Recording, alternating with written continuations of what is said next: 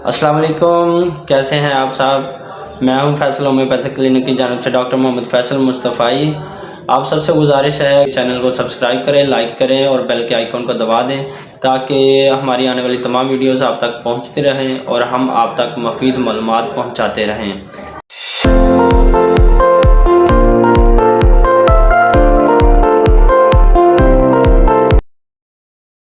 अस्सलाम वालेकुम।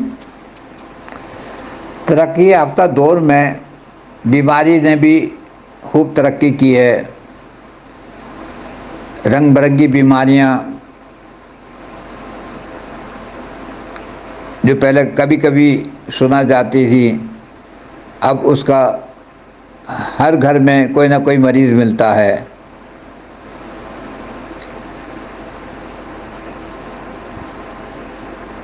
इस बीमारी को प्रमोट करने में एलोपैथिक दवाओं का बहुत बड़ा हाथ है और जब बीमारी कंट्रोल से बाहर हो जाती हैं तो ऑपरेशन करके वो आर्गन को ही निकाल देते हैं ताकि ना रहे बांस ना बजे बांसुरी।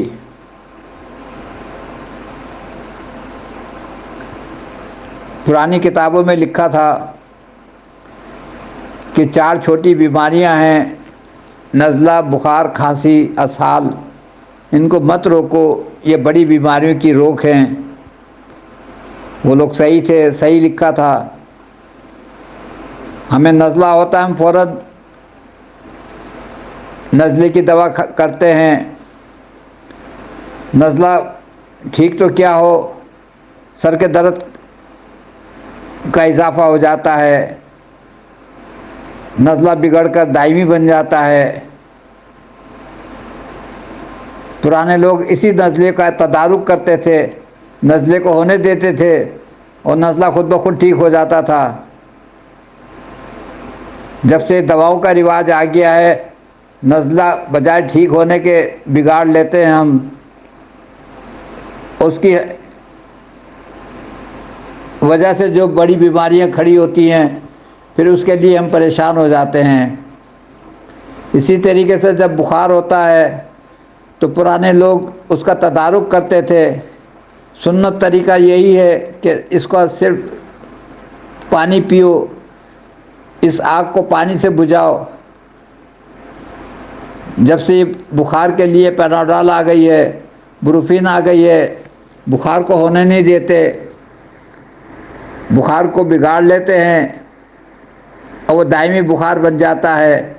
फिर वो बीमारियां बढ़ाता रहता है, गुर्दे को ख़राब करता है तो ब्लड प्रेशर का मर्ज बन जाता है, लबलबे को ख़राब करता है तो शुगर का मरीज़ बन जाता है, दिल को ख़राब करता है तो अंजाइना का मरीज़ बन जाता है, ब्लड प्रेशर तेज़ होता है तो फालिज हो जाता है।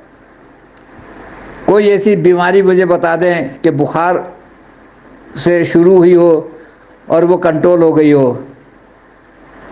इसी तरीके से जब दस्त आते हैं, फ़ौरन इंटॉक्स लेके रोक लेते हैं। फसाद को अंदर ही रोक के जो गंदगी होती है वो दायमी दस्तों का मरीज़ बन जाता है। जब अंदर इन्फेक्शन पैदा हो जाती है तो उसकी वजह से बुखार भी रहने लगता है। तो अब मरीज़ के पास पहले तो सिर्फ दस्त हुए थे, अब उसके साथ दायमी दस्त और बुखार। इसको कंट्रोल करना ना तो एलोपैथिक की बस की बात है, ना हिकमत में कोई ऐसी दवाएं हैं जो इसको कंट्रोल कर सके मौजूदा दौर में।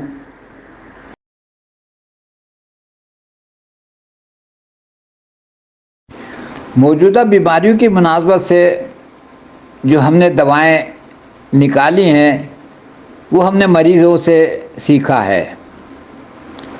मिसाल के तौर पे कोई मरीज़ आता था, हम उसको दवा देते थे।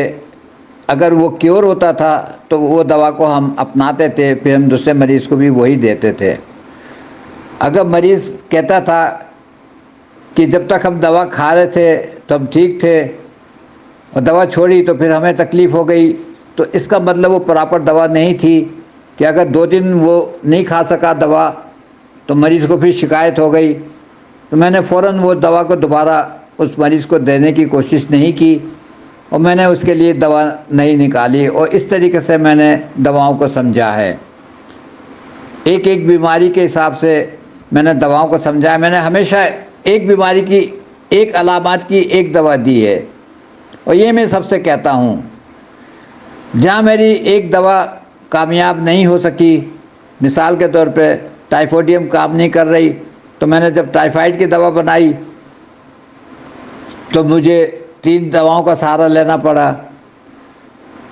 अब इन 3 दवाओं में से भी जब जहाँ काम नहीं हुआ, कुछ दूसरी अलामत मिली, तो वहाँ पे मुझे दूसरा कॉम्बिनेशन बनाना पड़ा। अभी जब से डेंगू फीवर आया था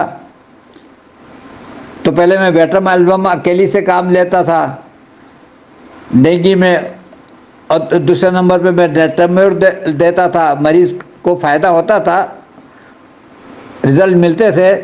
लेकिन जब मैंने कोरोना आया तो मैंने कोरोना की दवा वेट्रामाइलम के साथ मिलाई कॉम्बिनेशन, तो मुझे जो रिज़ल्ट मिले उसमें फिर मैं थोड़ा सा अल्ट्रेशन की और मेरे इतना बेहतरीन रिज़ल्ट हो गए उस कोरोना के।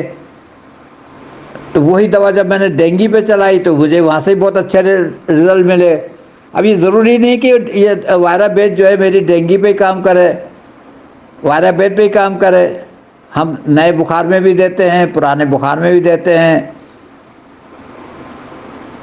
मेन दवा जो इसकी है वेट्रामाइलम है। तो इसी तरीके से जिन लोगों को डस्टिंग की शिकायत है, डस्ट से एलर्जी होती है,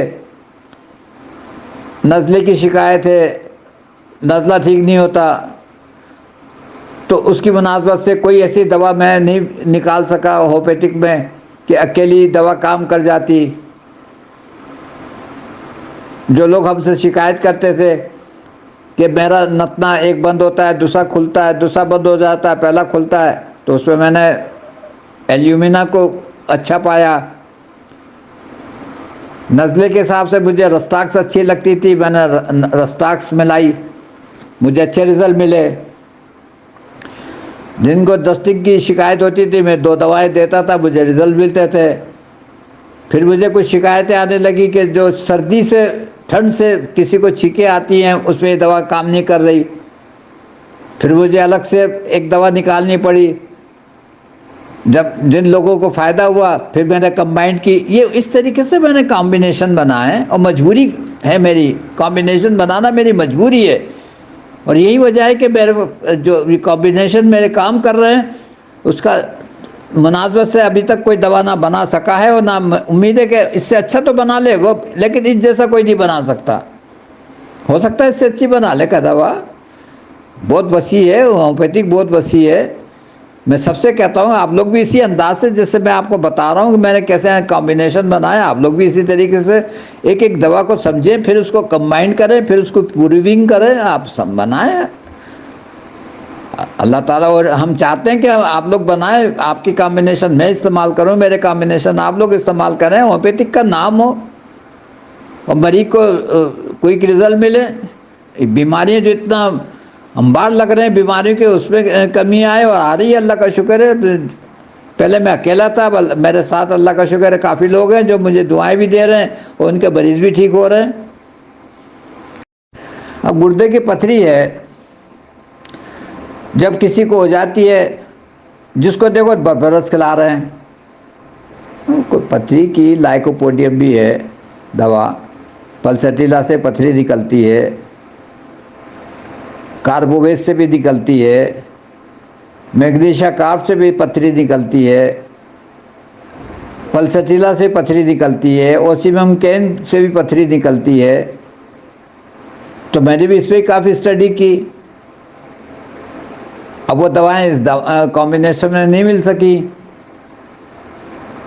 अब जो जिस तरीके से मैंने कॉम्बिनेशन बनाया है उसको बैलेंस भी करना होता है। एक दवा दूसरी की दवा के साथ कुछ इंटरलिंक होता है, कुछ नहीं होता है। इतने आराम से कोई कॉम्बिनेशन नहीं बन जाता। अब जो मेरा मौजूदा कॉम्बिनेशन काम कर रहा है मरीज को इतने आराम से पथरी निकल रही है। दूसरे पथरी के लिहाज से हमने इन्फेक्शन को भी कवर कर लिया ताकि मरीज को और आराम, कोई तकलीफ भी ना हो, पथरी का दर्द भी ना हो। फिर आ जाए घुटने पर। पता नहीं कितने सालों से मैं घुटनों की बीमारियों को समझ रहा था, घुटनों पे जो जो दवाएं काम कर रही हैं उसको समझ रहा था। जब मरीज आता था मैं उससे कहता था कि उंगली रख के बताओ कहाँ तकलीफ है, मैं उसके हिसाब से दवा उसको देता था। कई सालों की मेहनत है, इतने आराम से हमने आपको मिली है। ठीक है, अच्छा, अल्लाह ताला हमारी होम्योपैथिक को प्रमोट करे, आप लोगों को फ़ायदा हो, हमारे इंसानियत को फ़ायदा हो, हमारे मरीज़ ठीक हों, और आप लोग भी कोशिश करें। अभी और भी काफ़ी काम करने का है, इसमें गुंजाइश है। हमने अंदाज़ आपको बता दिया, हमने आपको तरीका बता दिया कि हमने कॉम्बिनेशन कैसे बनाते हैं, कैसे बनाने चाहिए। और फिर मैं अब सबसे यही रिक्वेस्ट करूँगा कि हाई पावर में मत जाएं, बगैर सोचे समझे हाई पावर दे देना मरीज़ को कहीं से कहीं पहुंच जाता है। किताबें पढ़ के दवाएं देना, इससे और मरीज़ ख़राब होता है, आपकी प्रैक्टिस ख़राब होती है। उस पर गौर करें। लो पावर सेफ साइड भी है। और हमेशा ये ख्याल रखें कि जब कोई मरीज़ आके कहे कि आपसे 2-3 दिन हो गए दवा मेरे पास नहीं थी, तो तकलीफ़ फिर मेरी खड़ी हो गई, तो इसका मतलब उसकी प्रॉपर दवा नहीं थी जो हमने उसको दी। और मैंने इसी तरीके से दवाएं सेलेक्ट की हैं। और यही वजह है कि आपको जो मैं दवा बताता हूँ, सिंगल दवा बताता हूँ, कॉम्बिनेशन दवा देता हूँ, और फ़ौरन क्विक रिज़ल्ट देता है।